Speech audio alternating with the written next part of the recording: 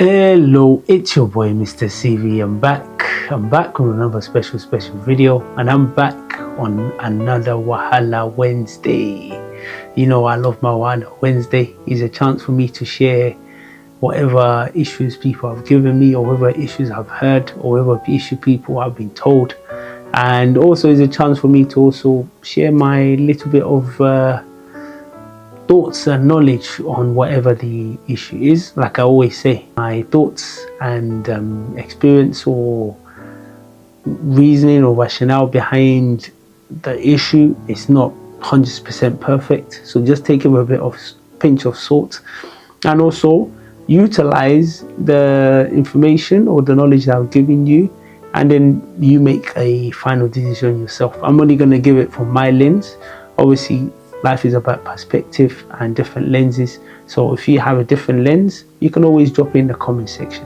Like I always say, wahala ti poju. Like I always say in Yoruba, wahala ti poju. And like I always say in pidgin English, wahala no dey finish. Also as well, big up to all of you guys that have always told me about my pidgin English and also the Yoruba proverbs as well. Like proverbs are something that are very that I enjoy, that I like, because it's a way of learning. It's about wisdom. Also, it's about learning different things, and it has a didactic meaning to it as well. So, like I always say, I'm gonna do 2 proverbs, and then I'm gonna go straight into our wahalas for today and the video as well. When I do the proverbs, especially the Yoruba ones, it's definitely taught me that my Yoruba, the reading of my Yoruba, it needs work. So bear with me if I pronounce some words wrong, but once I've read it, or once I've read it about once or twice, I will understand what it means, and then I will get the pronunciation correctly as well. So the first one, the ones we've done things like Ile Latin Kesho Ode, which is me, charity begins at home. But the one I want to do today, it says apẹ koto jẹun kìí jẹ ìbàjẹ́. Oof, that part, that Yoruba was terrible. That reading was terrible. I'm gonna read it again one more time. Apẹ koto jẹun kìí jẹ ìbàjẹ́. The translation of it is, the person that eats late will not eat spoiled food. Meaning of it is more profitable to exercise patience while seeking a durable solution in difficult situations than to hastily accept an ill-conceived/prepared solution. So what it just means is, sometimes it's important to wait, to have patience, to see things. Also as well, that's why they say, when you haste, you waste. When you haste, you waste. Someone also said to me, a wise man does not fear, a wise man observes. Which means sometimes it's important for you to just have patience, relax yourself, and then you'll be able to think properly. You'll be able to think of strategies. You'll be able to think of ways that you can overcome a certain situation. But if you're rushing, if you're making decisions in anger, or you're rushing to make decisions just because you want to get rid of the situation, sometimes you might make a wrong decision. You might make an ill-prepared solution to that situation. So sometimes it's important to be patient. And they always say, patience is a virtue. That's the Yoruba ones. Like I said, my reading of Yoruba, it's sometimes, if you're not careful, you can actually pronounce some of the words wrong. For example, apẹ means late. Apẹ̀rẹ̀ means basket. Apẹ means I am not late. You see the difference? Apẹ means late. Apẹ means not late. So depending on how you pronounce the words, if you stretch it too long, it has a different meaning.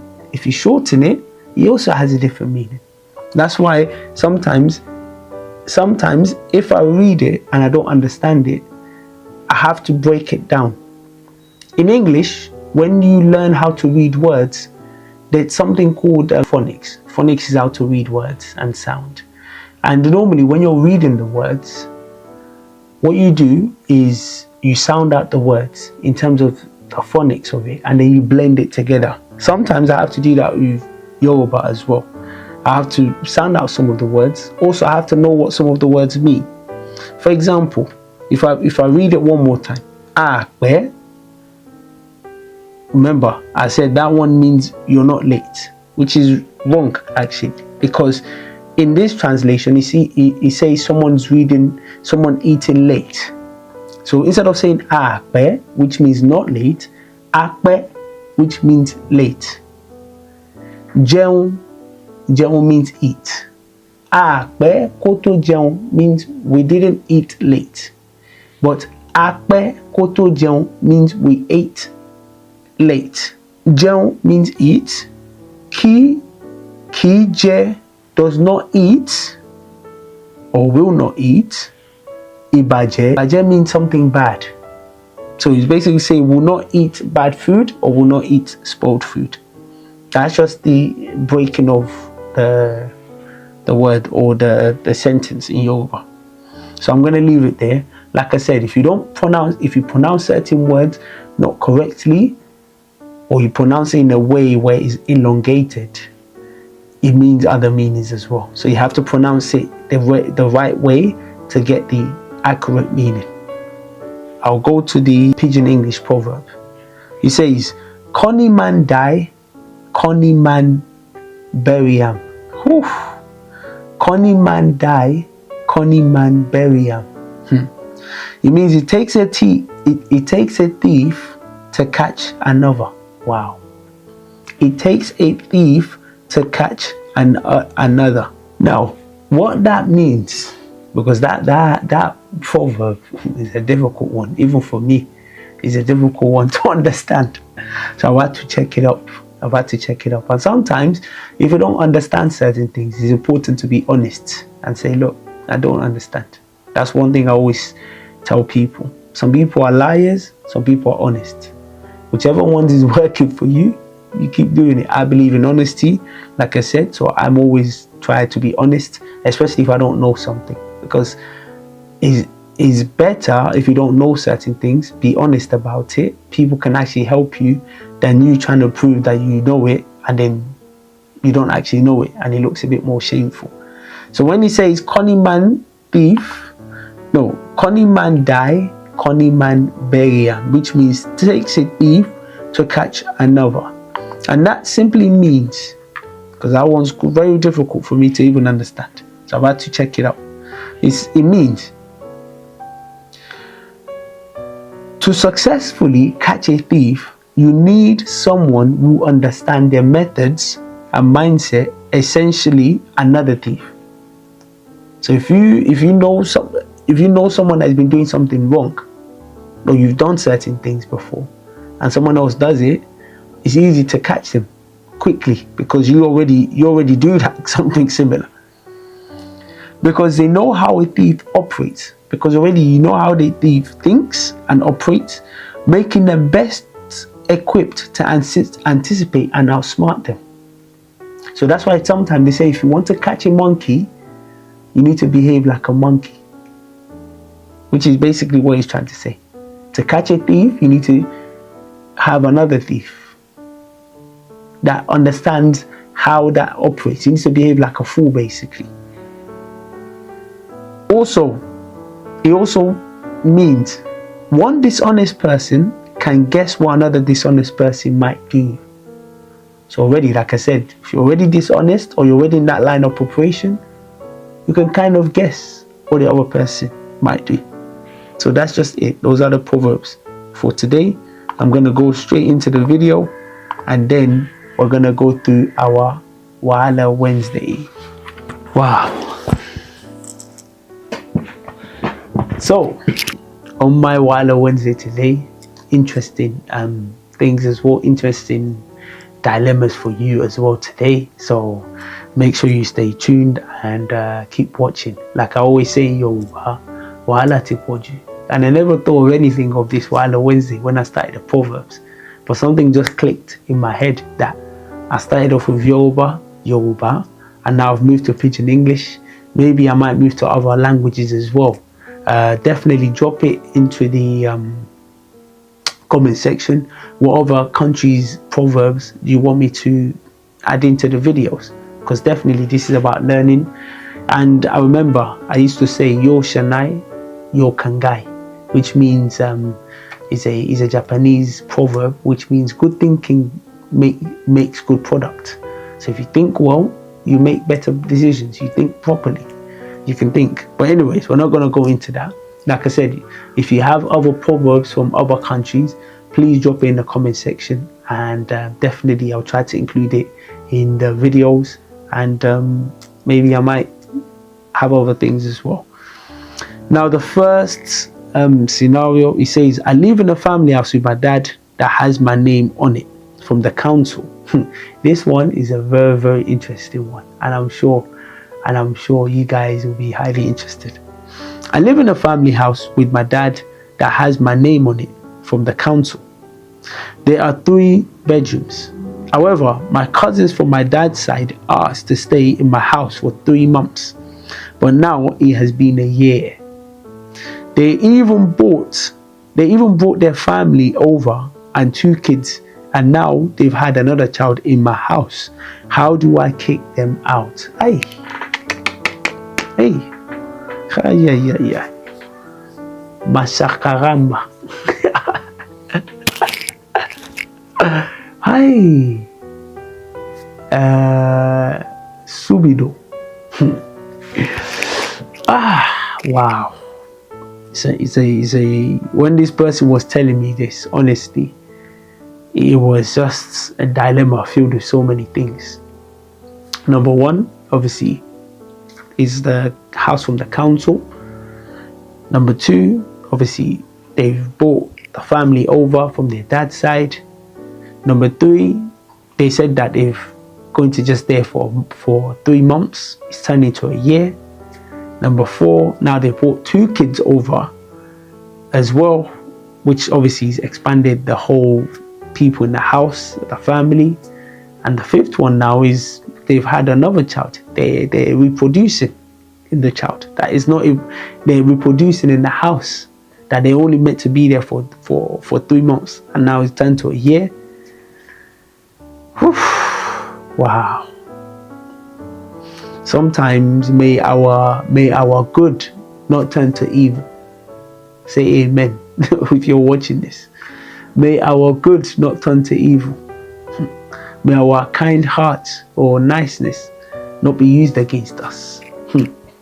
These are serious prayers, because even this story is deeper, because one of the other problems as well is, remember, is his dad's side, his cousins from his dad's side. They were the one that came. All of a sudden, his mum's side, they want to bring their cousins over as well. And he's just like, that's when he had to say, nah, this is not happening. Also, when he told me this thing as well, he told me that basically what happened was they didn't even tell him that his cousins were coming over. They've already planned it against themselves 2 weeks just before they were coming. Then they now called him and said, your cousin is coming over in 2 weeks. They're coming to sleep in our house. And he was like, what? You guys didn't even tell me this. And this is something that is very common in African families, where there's a sense of entitlement. There's a sense of, just because my cousin has a house, there's no regard, there's no respect. They just bring people over without even letting you know, and just expect you just to accept it. And then if you now turn around and says, no, I don't want to accept it, they turn you and make you look like the bad person. And they make you look like as if, they're your cousins, so you're supposed to naturally just help them. And sometimes it's not like that. And they say when you give someone a hand, they take the whole arm. Or when you give someone a foot, they take the whole leg. And this is exactly the same situation. You give them 3 months, now it's turned to a year. Now they're now reproducing. They're giving birth to the next generation. They're giving birth to the next leaders in a house that they're supposed to stay for 3 months. People, And that's also another issue as well, is I always say this to people. It might sound silly, and I know that it might not be in terms of people's cultures, but it's a case now. I think we need to start developing a case where before you come into someone's house now, you need to be writing on paper. You need to be writing the agreement. You need to be letting them know this is the consequences if you decide to overstay. Because we, as Africans, we come from a culture and a country where there's a lot of guilt tripping. There's a lot of, we want to help, and sometimes we don't know when to put boundaries there, to say no, this is enough. And before you know it, and this is very common, I'm sure a lot of people can relate to this, where you've allowed someone to stay in your house for 2 months, 3 months, before you know it is a year, before you know it they feel comfortable, before you know it, when you start asking them to leave, you've turned into a villain. And sometimes these people are like bed bugs. Sorry to use that illustration, because I've had the experience of bed bugs. So I'm not saying the people are bed bugs. I'm not trying to say the people are bed bugs. I'm just giving an example. Because with bed bugs, once you give one of them an opportunity, before you know it, your whole house is filled up. Your whole house is filled up. In this situation, let me not lie to you, it's going to be very, very hard to kick them out. It's going to be very, very hard. Especially when they reproduce in the next generation in your house that is supposed to stay for 3 months. They're producing the next prime ministers of Ghana or of UK in your house where they're supposed to stay for 3 months. That's why sometimes it's better you find ways not to accept these people in. Because of course, not everybody is the same. I'm not going to paint everybody in the same brush. But do you know, once you accepted them in, to take them out, especially now that you've accepted them in, one of the guilt tripping they're going to do is they're going to say, oh, where do you want us to go? You know, I don't know, they might have status in this country, they might not have status in this country. If they don't, of course, it's going to be more difficult because they can't get certain benefits. They can't go to the housing and say, oh, I need a place. So there's a lot of different parts attached to this. But to be honest with you, to avoid all these situations, to avoid this, is better, as sad as it is, it's better for them to go and rent another place, or it's better for them to not find a way to accept them into your house. But once you do, and they stay this amount of time, to kick them out, it's gonna be tough, man. It's gonna be a battle. In fact, they're gonna make you look like the bad person. And for the fact that they're producing the next generation in your house, whilst they're only supposed to stay there for 3 months, and they're meant to, and it's a year, nah, they clearly don't have any form of respect at all. And on top of it as well, now you're the mom side, which is the cousins from the mom side, are now planning again to come.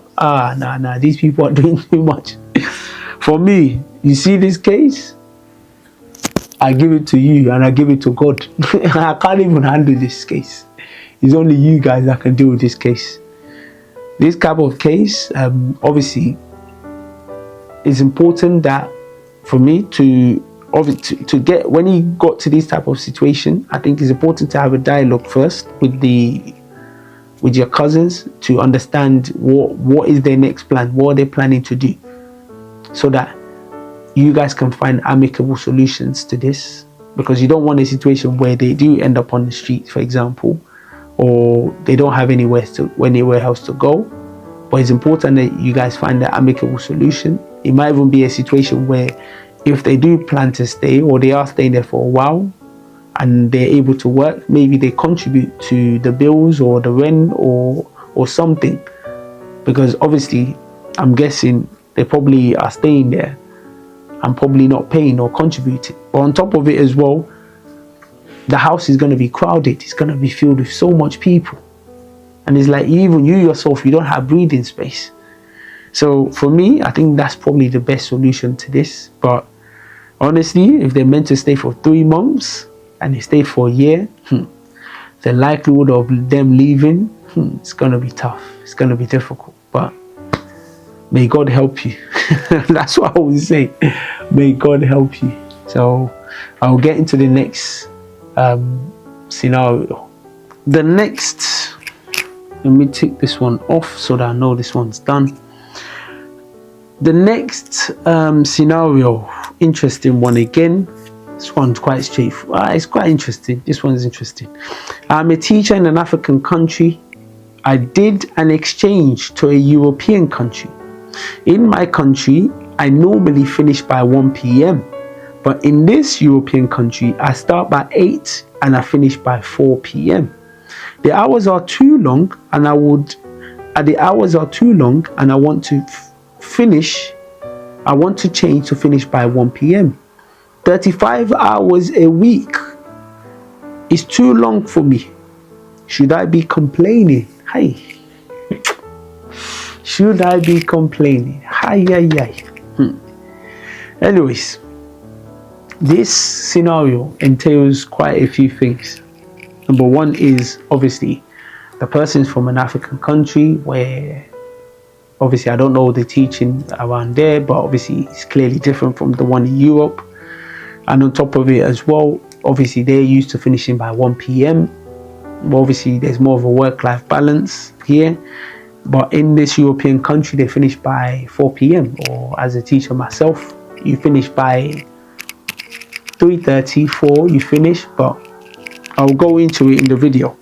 She's saying the hours are too long for her. 35 hours a week is too long for her. Should she be complaining? Wow.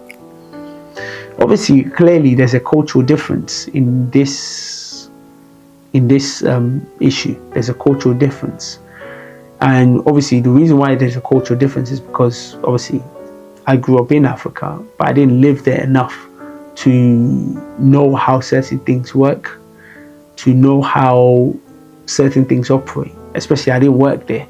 I came to the UK when I was young, so you can tell by my accent, but it doesn't mean I don't have a Nigerian accent as well. But so obviously I can't really comment, but I can comment as a person that's lived in the UK and in a European country, and I can tell you 35 hours is basically nothing. 35 hours is like you're going to work to play. Because generally in the UK or in most European countries, it's 40 hours a week, 8 to 5 or 9 to 5, which is 8 hours times by 5, that's 40 hours a week. That's the minimum.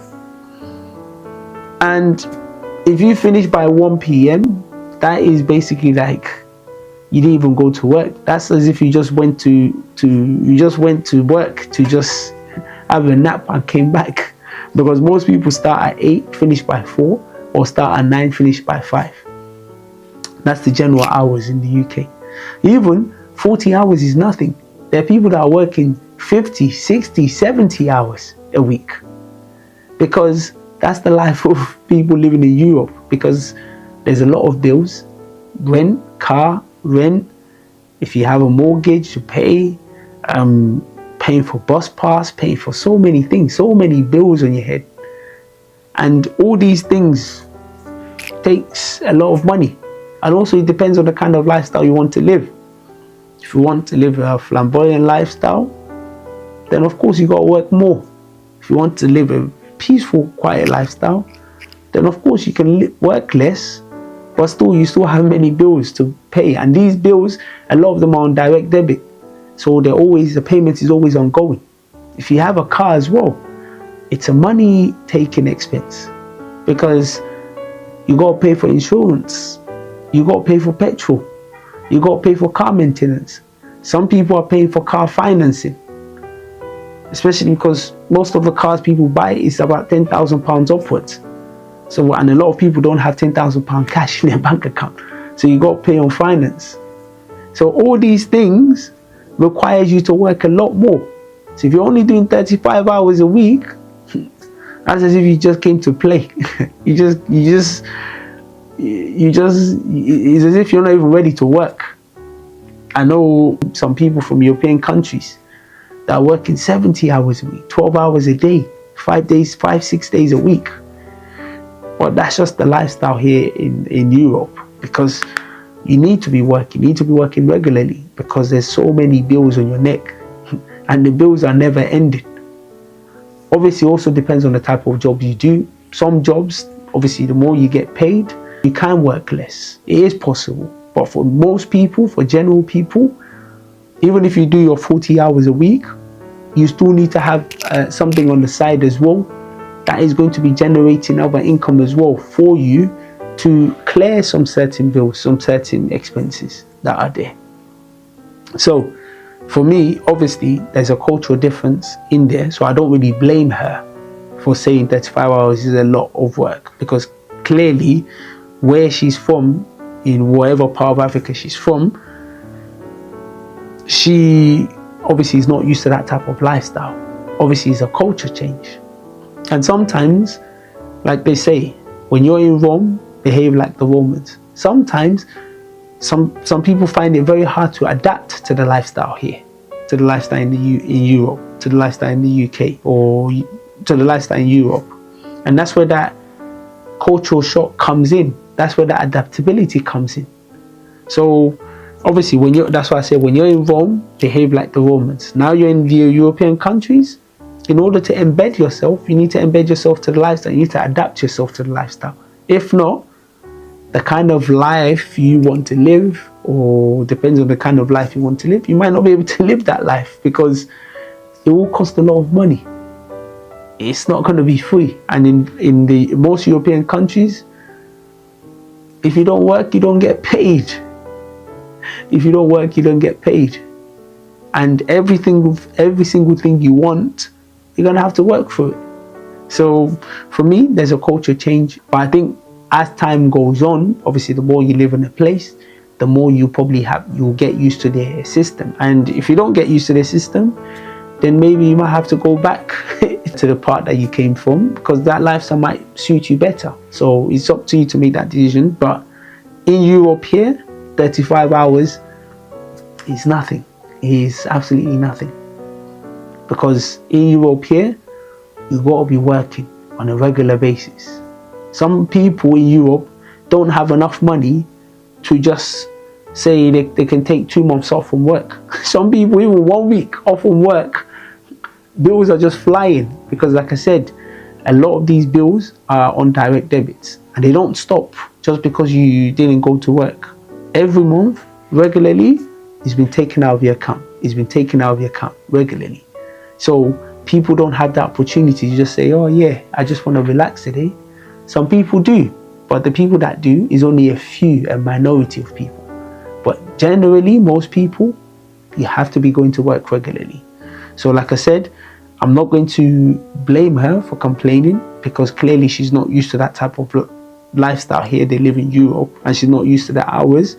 But obviously, if she wants to stay longer in Europe, or stay longer in wherever she is, then obviously she has to adapt to the system here, which is obviously longer hours. And also, if she doesn't want to if she doesn't want to do longer hours, that just means she just has to live within her means. And if she's able to do that, then no problem. And if she can maintain her lifestyle or all the things she's doing with 35 hours, then no issues at all. Kalas. Finish. The third one. My ex-partner was coming to see his son. When he got here, he asked me if I had eaten, and I said no. However, when I asked him, he said yes. Obviously, when he was on his way, he should have bought me something. Am I right to think like this? Wow. So basically, the ex-partner was coming to see his child.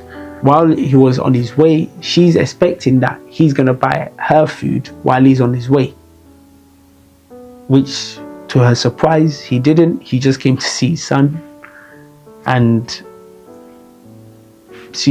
they're surprised. One thing obviously I've learned is that just because you're nice to people doesn't necessarily mean they might be nice to you. And two, when there's a breakup between two partners and a child is involved, technically the partner's priority or the focus of both partners is the child. The partners or whoever is involved, you're not the focus anymore. So anything you now do or anything you do after that, it's up to you, it's extra. And in terms of this partner, as in the guy, his main priority is the child. It's not really the mother of the child, because they're not together anymore. And that's how the law works here. Obviously the law works differently in other places, but here in the UK, once both partners are separated, your priority is the child. Anything else is secondary. So her expecting, just because she hasn't eaten, that just because the guy passed the shop, the guy should have bought her food, that's a form of entitlement. The guy can buy her food if he wants to be nice, if he's kind, and if he wants to be thoughtful. But there's no obligation for the guy to buy her food. The guy could or should buy the child food because the child is the priority. But the mother, he necessarily doesn't have to. Obviously, sometimes they say the mother and the child come hand in hand together. Obviously, if the mother is good, then obviously the child will be good. Obviously, it depends on how you interpret that. But in general basis, the child is the priority.